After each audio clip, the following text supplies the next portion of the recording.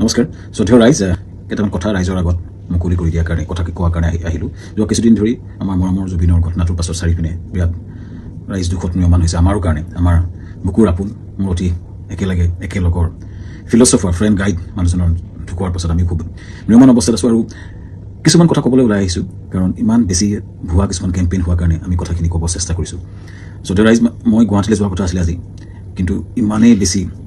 মোলৈ মেছেজ আহিছে আহিলে মাৰিম কাটিম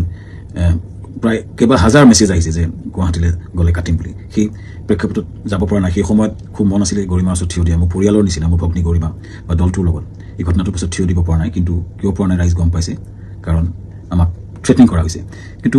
আচলতে জুবিন গাৰ্গক মৃত্যুত আমি দুখী নেকি এই কথাখিনি খুব কিছুদিন ধৰি ছ'চিয়েল মিডিয়াত কিছুমান ব্যক্তিয়ে টিআৰপিৰ আশাত মামাকে দুখী সজাই কেংগেৰু কাউট পাতি যে নিজৰ ডিগ্ৰী দিলে কিন্তু আচলতে কথাটো কি জুবিন গাৰ্গক আমি কিয় মাতি আনিছোঁ শ্ৰদ্ধা ৰাইজ আমি যিটো নৰ্থ ইষ্ট ফেষ্টিভেল ডিল কৰোঁ সেইটো উত্তৰ পূবৰ বিভিন্ন সংস্কৃতি বা খাদ্য বা পৰ্যটনৰ প্ৰসাৰ কৰা হয় প্ৰথম 2013 চনত পাতোঁতে আমি জুবিন গাৰ্গৰ লগতে কথা পাতিছিলোঁ তেখেতেই আমাক ব্ৰেণ্ড এম্বাছাডৰ হিচাপে গাইড কৰিছে যে মই সংযুক্ত থাকিম অনুষ্ঠানটো আমি একেলগে কৰিম টিভিত বা বিভিন্ন মিডিয়াত তেওঁ বহুবাৰ কৈছে যে শ্যামকানুৰ সৈতে মিলি আমি নৰ্থ ইষ্ট ফেষ্টিভেল পাতোঁ দিল্লীত বা বিশ্বৰ বিভিন্ন ঠাইত তেওঁ নিজে ইয়াত সম্পৃক্ত আছে বুলি বহু ভিডিঅ' আছে মই আপোনালোকক জনাম দেখুৱাম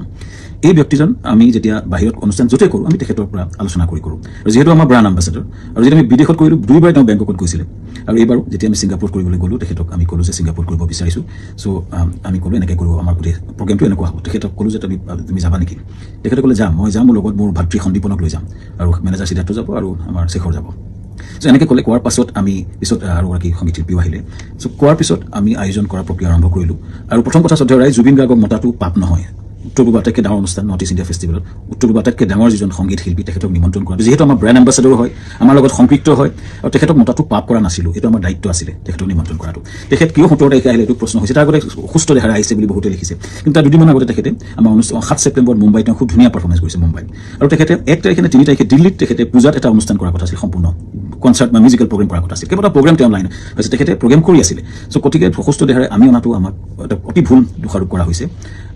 তৃতীয় কথাটো হৈছে তেখেতে 17 তাৰিখে এইকাৰণে আহিলে সেইদিনাখন ডাইৰেক্ট ফ্লাইট আহিলে কাৰণ কলিকতা হৈ আহিলে বহুত দীঘলীয়া হয় 19 তাৰিখে আমাৰ অনুষ্ঠান আৰম্ভ হয় চ' সেইকাৰণে 17 তাৰিখে গ্ৰুপ ফ্লাইটত তেওঁ আহিছিলে লগতে দলটো আহিছিলে আমি পেন পেচিফিক হোটেলত ৰাখিছিলোঁ আমাৰ য'ত অনুষ্ঠান হৈছে তাৰ লগতে চান্টেকৰ লগতে পেন পেচিফিক এখন 5 ষ্টাৰ হোটেল সকলো দলটো আমি ৰাখিছিলোঁ ভালকৈ ৰখাৰ চেষ্টা কৰিছিলোঁ আমি তেওঁলোকক কথা পাতিছিলোঁ যে তেওঁ কৈছিলে আমি অলপ জিৰণি ল'ম আৰু 19 তাৰিখে তেওঁ আৰম্ভণি অনুষ্ঠানত তেওঁ থাকিব আৰু 20 তাৰিখে তেওঁ দুটামান গান গাব ভূপেন হাজৰিকাৰ এটা ট্ৰিবিউট দিব এইটো আলোচনা আমাৰ হৈছিলে পিছত 18 তাৰিখে দিনাখন 19 তাৰিখে আমাৰ অনুষ্ঠান আছিলে 18 তাৰিখে দিনাখন আমি তেখেতক খবৰ কৰিতে শুই আছিলে আমাৰ বহুত বিভিন্ন উত্তৰ পূবৰ মানুহ আছিলে তেওঁ লগত তেওঁ ভায়েক আছিলে আৰু তেওঁ সিদ্ধাৰ্থ আছিলে মেনেজাৰ আৰু দল আছিলে 19 তাৰিখে ঘটনাটো ঘটিলে যেতিয়া আমাৰ সেইদিনাখন উত্তৰ পূবৰ বিভিন্ন মন্ত্ৰী বিষয়াৰ লগত আমাৰ এখন মিটিং চলি আছিলে উদ্যমীসকলৰ লগত ছিংগাপুৰৰ মিটিং চলি আছিলে যাতে আমি ৰাতিপুৱাই গৈছিলোঁ তেতিয়া এই জাহাজৰ ঘটনাটোৰ কথা মোক সিদ্ধাৰ্থ শৰ্মাই ফোন কৰিছিলে 3:30 বজাত আমাৰ মিটিং আৰম্ভ হৈছিলে 12:30 বজাত চ' 11:30 মানতে মই চাংগ্ৰিলা হোটেলত গৈছিলোঁ আৰু তাত 3:30 মান বজাত আমি গম পাইছিলোঁ যে এনেকুৱা ঘটনা এটা ঘটিছে সিদ্ধাৰ্থ ফোন কৰিছিলে ক'ত ঘটিছে কেনেকৈ ঘটিছে আমি একো গম পোৱা নাছিলোঁ লগে লগে বহুখিনি তাকে লৈ বহু ফোন আহিছিল কিন্তু মই উত্তৰ দিব পৰা নাছিলোঁ আচলতে ইমান ডাঙৰ ঘটনাটো আমাৰ মৰমৰ বুকুৰ আপোন মানুহজন এনেকুৱা ঘটনা ঘটিছে কথাটো আমাৰ কাৰণে এটা তৎপৰ নিচিনা হ'ল আৰু লগে লগে আমি দূতাবাসৰ লগত কথা পাতি তালৈ গ'লোঁ আৰু ঘটনাটো হ'ল আৰু এই ঘটনাটোৱে সকলোকে মুখৰে মাত নাইকিয়া কৰিলে আৰু গম পাই লগে আমাৰ অনুষ্ঠানটো বাতিল কৰা বুলি আমাৰ হাই কমিশ্যনে নিজে ঘোষণা কৰিলে আৰু অনুষ্ঠান তাতে বাতিল কৰা হ'ল তাৰপিছতো কোনোবাই উলিয়াইছে আমি প্ৰগ্ৰেম কৰি আছিলোঁ বুলি কিন্তু আচলতে আমাৰ ভাৰতৰ ৰাষ্ট্ৰদূতাইটো ডিক্লেয়াৰ কৰিছিলে অনুষ্ঠানটো সম্পূৰ্ণ বাতিল কৰা হৈছিলে আৰু সেইটো পিছতো আমি টিমটোৰ লগত লাগি কেনেকৈ আমাৰ পাৰ্থিৱ শৰীৰটো গুৱাহাটীলৈ পঠাব পাৰি তাৰ লগত মই কাম কৰিছিলোঁ সিদ্ধাৰ্থৰ লগত আমাৰ মৰ্গত আমাকে যাবলৈ দিয়া হৈছিলে সিদ্ধাৰ্থ আৰু সন্দীপন শেখৰৰ লগত আৰু তাৰপিছতেই কেম্পেইনটা আৰম্ভ হ'ল আমাৰ বিপক্ষে সেইদিনা মই কৈ আছিলোঁ যে মৰ্গলৈ যাওঁ বুলি কোনোবাই এইটো মদ খাবলৈ যাওঁ বুলি এটা কেম্পেইন কৰিলে কোনোবাই ক'লে যে শ্যামকানু মহন্তক মানে ধৰি হত্যা কৰিব লাগে এনেকুৱা ধৰণৰ কেম্পেইন আৰম্ভ হ'ল আৰু এটা ভয়ানক আমাৰ বিপক্ষে এটা কেম্পেইন শ্ৰদ্ধা ৰাইজ এটাই মই ক'ব খুজিছোঁ যে আমি গোটেই প্ৰক্ৰিয়াটোত কোনো পধ্যে জড়িত নাছিলোঁ য'ত ঘটনা ঘটিছিলে তাত 12-13জন মান অসমীয়া সমাজৰ লোক আছিলে আৰু জুবিনৰ দলটো আছিলে যেতিয়া ঘটনাটো ঘটিছিলে তাৰ বহু দূৰত আমি আছিলোঁ আমাৰ দলটো বহুত দূৰত আছিলে চ' আমাৰ দোষাৰোপ কৰি এই প্ৰক্ৰিয়াটো কিয় কৰা হৈছে কেইজনমান ব্যক্তিয়ে ইচ্ছা কৰি এটা ডাঙৰ কেম্পেইন কৰি পেলাই